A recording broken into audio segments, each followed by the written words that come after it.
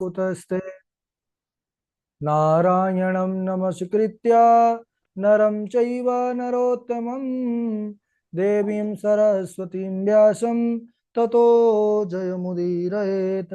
श्रीलक्ष्मीनाथसमारम्भां नाथयामुनिमध्यमाम् अस्मदाचार्यपर्यन्तां वन्दे श्रीगुरुपरम्पराम्।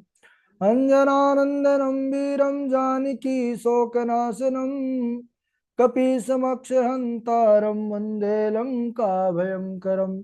भक्ति भगवन्त गुरु चतुर्नाम वपुएक, इनके पद वंदन किए नासत विघ्न अनेक। बोले वृंदावन बिहारी लाल की जय, भागवत महापुराण की जय, सुखदेव भगवान की जय। परम मंगलमय परात्पर अखिलेश्वर अचिंत कल्याण गुणगण निधान सर्वेश्वर सर्वाधिपति अकारण करुणा वरुणालय अकारण करुणा कारक सकल जन कल शापहारक परात्पर पर ब्रह्म सच्चिदानंद स्वरूप परमपिता परमात्मा श्री राधा गोविंद सरकार राधा रमण बाधा हरण श्री बांके बिहारी लाल, उनका यह वांगमय शब्दमय विग्रह श्रीमद् भागवत महापुराण। कोटि कोटि नमन कोटि कोटि प्रणाम। इस परम पावन पुराण ग्रंथ पारमहंसों की पावन संहिता को परमाराध्य नंदन नंदन यशोदा नंदन वृज रंजन देवकी नंदन श्याम सुंदर श्री कृष्ण के पाद पद्मों पर कोटसा नमन नतमस्तक वंदन एवं अभिनंदन। उनकी आलादनी शक्ति प्राण प्रिया जगत वंदनी वृषभान वंदनी भासुती जगदीश्वरी बरसाने वाली श्री किशोरी जी के पावन चरण अरविंदों पर कोटसा प्रणति। समस्त भूतादिक सिय राम मैं सब जग जानी, करहूं प्रणाम जोरी जुग पानी। हम सबका यह परम सौभाग्य कि भागवत साप्ताहिक कथा सीखने का सद संकल्प विचार लेकर के हम और आप सब एक स्थान पर एक साथ जुड़ करके इस पावन पुराण श्रीमद् भागवतम की तैयारी कर रहे हैं। यह श्री किशोरी जी की विशेष महती कृपा है हमारे ऊपर कि ऐसा सद सौभाग्य हमको प्राप्त हो रहा है। कल के दिवस पर हम बड़े ही पावन श्रेष्ठ चरित्र संवाद पर बने हुए थे कि एक बार सरस्वती नदी के तट पर स्थित कई महात्मा संत ऋषि उन्होंने विचार किया कि त्रिदेवों में सर्वश्रेष्ठ कौन है। तो भृगु जी को परीक्षा के लिए भेजा। भृगु जी ब्रह्मा जी के पास गए, उनको प्रणाम नहीं किया, उनको घूरने लगे तो ब्रह्मा जी क्रोधित हो गए। भगवान शंकर के पास गए, भगवान शंकर भी दोनों बाहों को फैला करके गले लगाने के लिए आगे बढ़े तो उनको रोक दिया कि तुम अपवित्र हो, ऐसा कह करके। तब उनका क्रोध जो है तो प्रकट हुआ। इसके बाद नारायण के पास जब गए और लक्ष्मी माता चरण सेवा कर रही थी और जाते ही वह चरण का प्रहार किए भगवान के वक्षस्थल पर, तब भगवान नारायण तुरंत झटपट उठ करके और भृगु जी के चरणों को पकड़ लिया कि हे ब्राह्मण देवता, मेरा हृदय तो बड़ा कठोर है लेकिन आपके चरण कमल बड़े कोमल हैं, इसलिए कहीं चोट तो नहीं लग गई। उन्होंने कहा नहीं। और उस समय समस्त ऋषियों ने माना कि बड़े ही सहनशील सर्वश्रेष्ठ नारायण हैं। और भगवान नारायण ने तब से वक्षस्थल पर भृगु जी के चरण अंकित सदैव के लिए कर लिया। आज भी उनके चरण जो है भगवान श्रीहरि के हृदय पर स्थित है। इसके बाद सुखदेव भगवान आगे कहते हैं राजा परीक्षित से कि हे राजन, यदु कुल का यदु वंश का इतना विस्तार हो गया कि इनके बालकों को शिक्षा प्रदान करने के लिए बहुत से गुरुजनों की नियुक्ति किया था भगवान द्वारिकाधीश ने। बोले कितना? बोले 300 सहस्राणाम अष्टाशीति शतानि च आसन यदु कुलाचार्य कुमाराणामिति श्रुतम। 300 सहस्राणाम 3,88,00,000 आचार्य नियुक्त थे।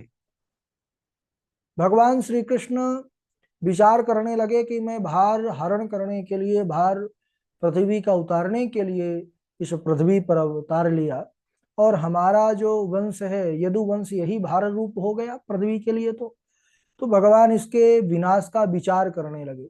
अब भगवान के विचार से तो जगत का निर्माण हो जाता है, तो यदुवंश का विनाश हो जाए इसमें कोई आश्चर्य की बात नहीं। तो भगवान ने अपनी माया चलाई और माया के ही प्रभाव से उस समय वहां पर कई ऋषि मुनि पिंडारक क्षेत्र में विश्वामित्र, असित, कण्व, दुर्वासा, यह ऋषि आए, वहां पर निवास कर रहे थे, भजन कर रहे थे। एक बार यदुवंशी बालक खेल खेलते हुए वहीं पर पहुंच गए जहां महात्मा लोग थे। तो कुछ उद्दंड थे, उन्होंने कहा चलो भाई आज महात्माओं से मजा लेते हैं। अब महात्मा कोई मजा लेने वाले जो है तो वस्तु तो है नहीं कि मजा लो। महात्माओं के पास जाइए, आत्मकल्याण या सद्ज्ञान लीजिए, मजा लेने के उद्देश्य से नहीं जाना चाहिए। यदुवंशी बालक मजा लेने के उद्देश्य से गए, तो सांब को इन्होंने स्त्री बना दिया, यानी धोती पहना करके, लंबा घूंघट काट करके, और पेट में इतना सारा कपड़ा बांध दिया। और मजा लेने भी ऐसे महात्मा के पास पहुंचे जिनके नाक में गुस्सा। दुर्वासा ऋषि के पास गए, दुर्वासा ऋषि से जाकर के बोले महाराज ये देखो ये बहू जो है तो गर्भ से है, और बस समय नजदीक आ गया है, क्या होगा, लड़का होगा या लड़की, बताइए, आप तो महात्मा लोग हैं, सब जानते हैं। दुर्वासा ऋषि बोले चलो कोई आई होगी, बता देते हैं क्या होगा।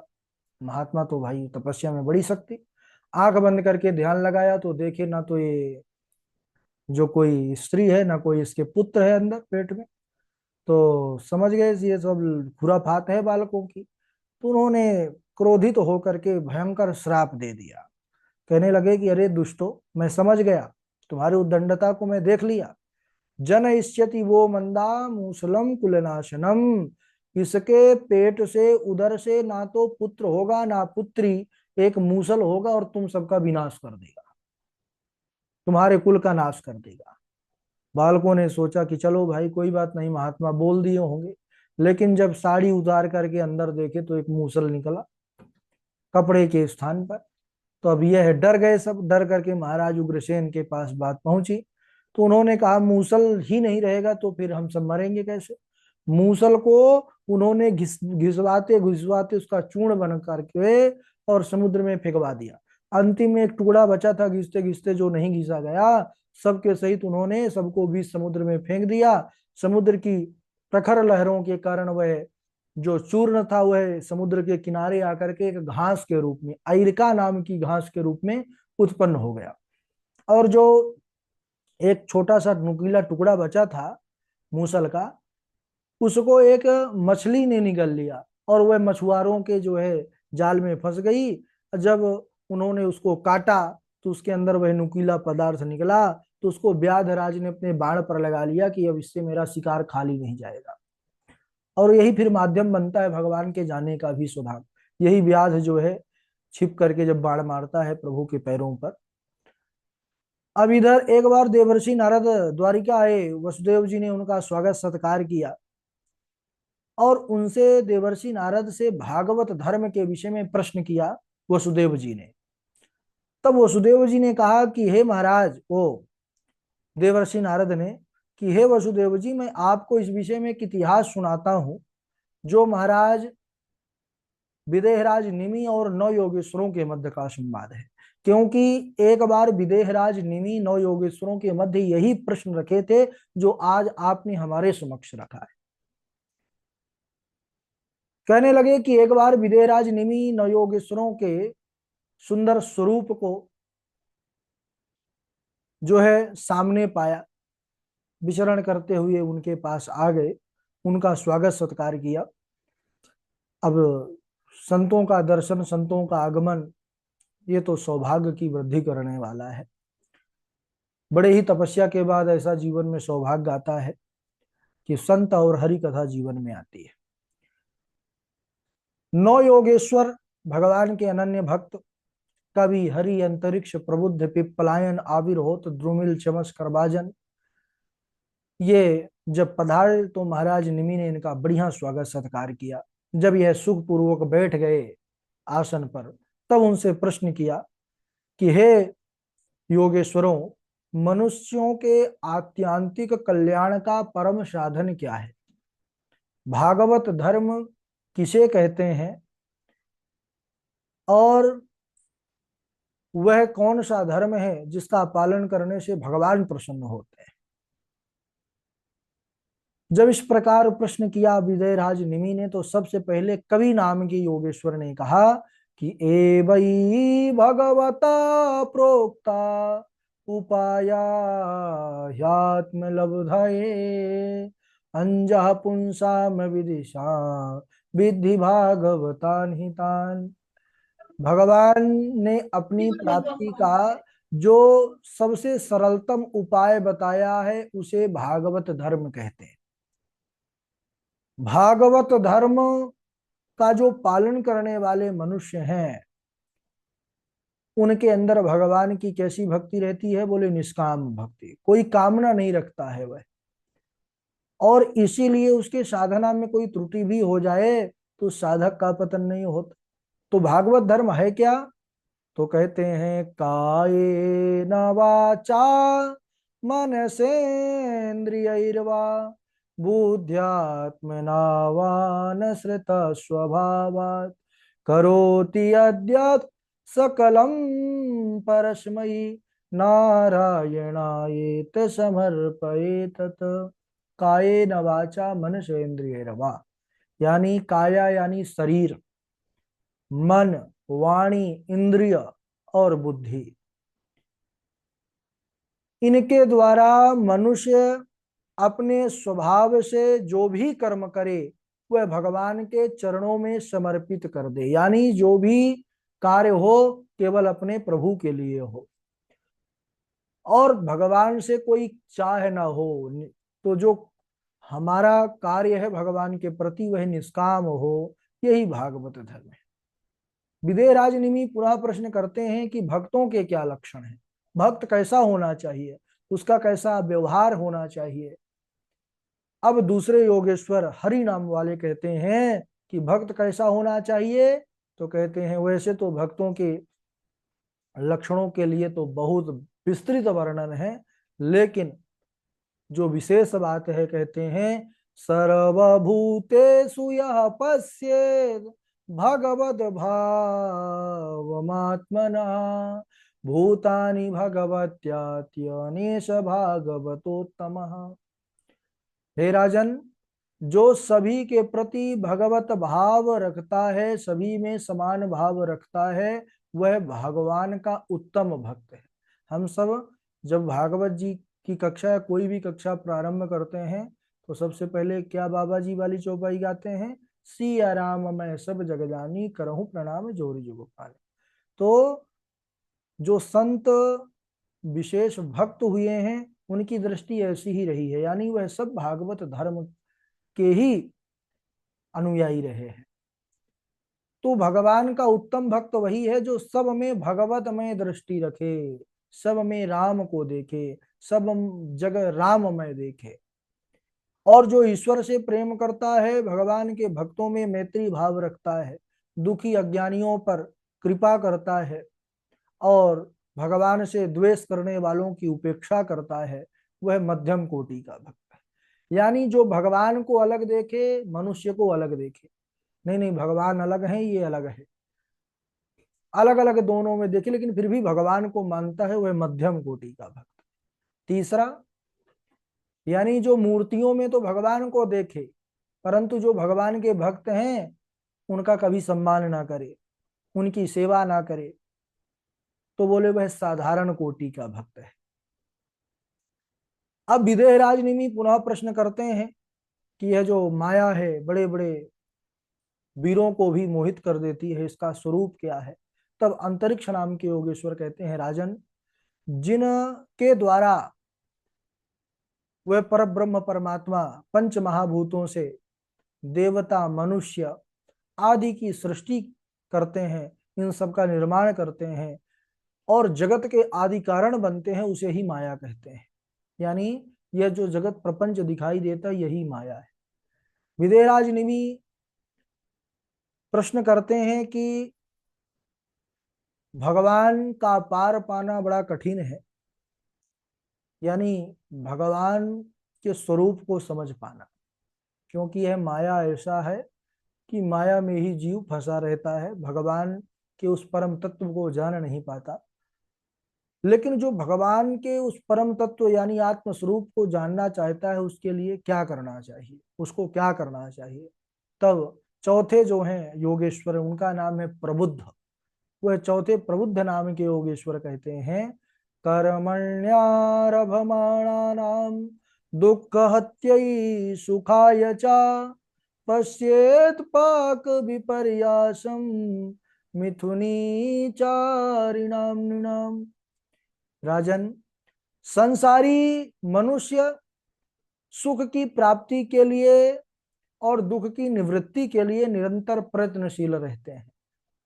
जो भी कार्य करते हैं, अच्छा हर मनुष्य तो यही चाहता है कि हम सुखी हो जाएं, ये कर लें वो कर लें तो सुखी हो जाएं, या ये कर लें तो हमारा दुख समाप्त हो जाए। सब इसी चाह पर आगे बढ़ते हैं और लगातार लगे रहते हैं।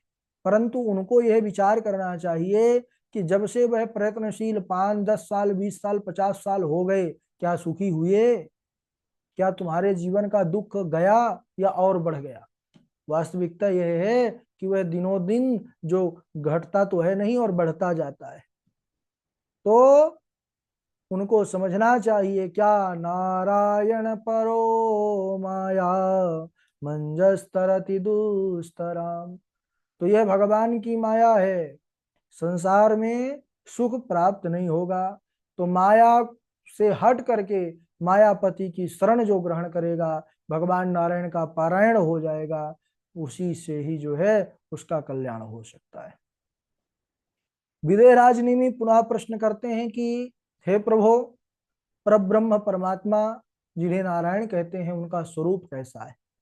तब पांचवें पिप्पलायन नाम के योगेश्वर कहते हैं, जिनसे इस जगत की सृष्टि, जिनके द्वारा इस जगत का पालन और संहार होता है, और जो जगत के अभिन्न कारण है, जिनकी सत्ता से सत्तामान होकर के हमारे शरीर के प्रत्येक इंद्रिय कार्य करते हैं, वह परम वस्तु को ही हम नारायण कहते हैं।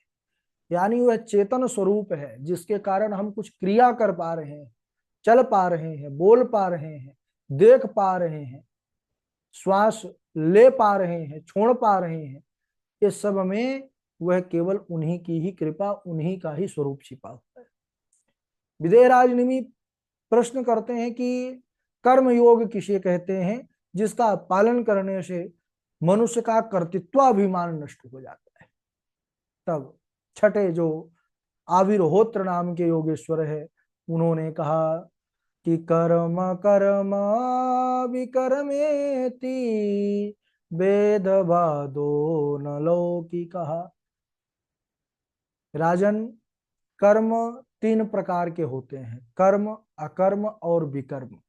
शास्त्र विहित कर्म को कर्म कहते हैं, शास्त्रों ने जिसका विरोध किया गया उसका उसको करने को अकर्म कहते हैं, और विहित कर्म के उल्लंघन को विकर्म कहते हैं। यानी जो कहा गया है उसका उल्लंघन करना, उसको विकर्म कहा गया है।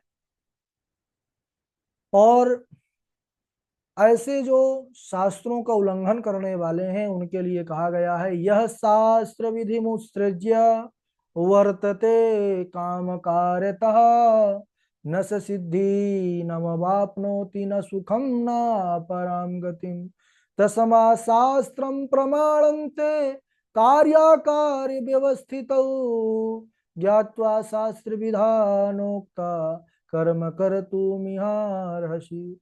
यानी जो शास्त्र विधि का उल्लंघन करता है, मनमाना आचरण करता है, उसको ना तो सिद्धि प्राप्त होती है और ना ही सुख की प्राप्ति होती है, और ना ही पराम गति, ना ही परम गति की प्राप्ति होती है। इसलिए क्या करना है, क्या नहीं करना, इस विषय में शास्त्र ही प्रमाण है। बोलिए द्वारिकाधीश भगवान की जय। आज यहीं तक काफी श्लोक हो गए हैं आप लोगों के लिए, और इसके आगे हम अगले दिवस बारी बारी से सब लोग जो है ये श्लोक सुनाएंगे। सर्वप्रथम हमारे झाजी हैं, झाजी के बाद डॉक्टर वैशाली जी, जीवेश जी, इंदु पराशर जी, मिथिलेश पांडे जी, कृष्णा जी, वासवी शर्मा जी और संजय तिवारी जी, हर्षिता जी। चलिए।